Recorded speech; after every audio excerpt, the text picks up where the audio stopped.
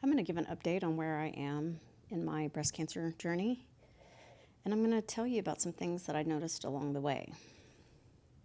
I was diagnosed with breast cancer in April.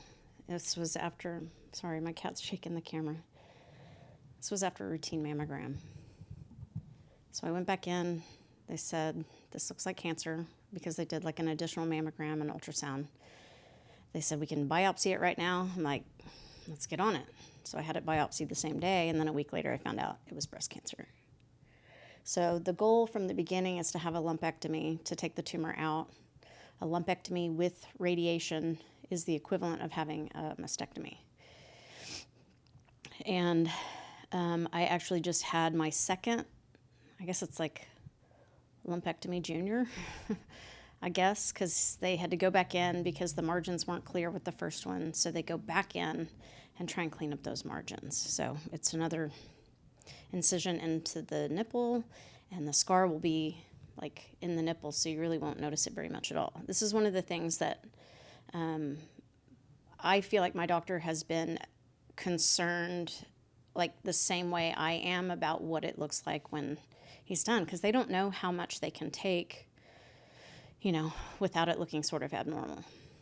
So that's Dr. Claros. He's my doctor.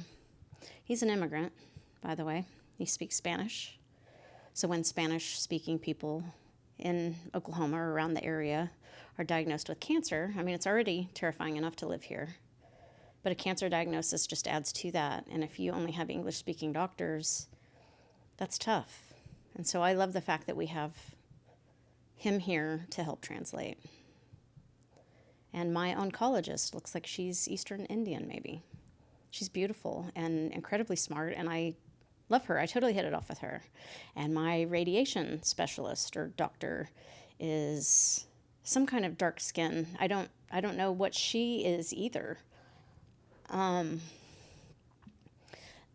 guy who took my blood the first time I did lab work at OU Health was a black man, probably in his late 60s. And I have never had blood taken like that before. It was done so well. I barely felt a prick into my skin. And I have really bad veins that roll a lot. So that happens to me where they're digging around in my arm a lot. So I told him, like, that's the best I've had, And I say that kind of jokingly, but it was. And then the financial lady that I dealt with was a black woman.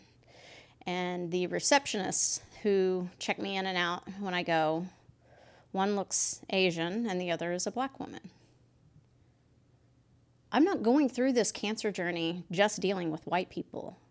And let me tell you, this is not DEI. The people I'm dealing with are at the top of their game. That's why they're at OU Health, which is the place to be for cancer treatment in Oklahoma. I don't want to be dealing strictly with white people throughout my life. I'm tired of white people because white people a lot of times are arrogant and think that they know more than they actually know. So I'm going to the place where we're inclusive of all sorts of types of people. We used to draw in the best people from around the world: Eastern Indian, Chinese, Korean, Japanese, like all sorts of nationalities. We used to bring the best and the brightest to the United States. And that's how America is so good, because we're the only country that could do that, could draw those people. And now look at how America is treating all of those people who add so much to our communities and societies. We should be absolutely embarrassed and ashamed of the way that MAGA and Trump and the Republican Party is treating people, those who are vulnerable. You think we haven't been kicking black people forever throughout our history? We make some progress with it. We get more on even playing ground. And now we've stepped back in time 50 years. And people are saying outright racist things. So that's my cancer diagnosis with my life philosophy kind of woven through. However it is I've set up my life, I've done well because I've invited the best and the brightest in, and they're of all nationalities and colors and Sexualities too, who knows? I don't know. I celebrate these people. And I'm certainly going to stand up for their rights, because I'm not going to bash these people and then go seek their services. I'm not going to let ICE round up my Mexican neighbors and then go eat in a Mexican restaurant and take advantage of what they have to offer and then kick them from behind. I don't play that way. That's how MAGA plays.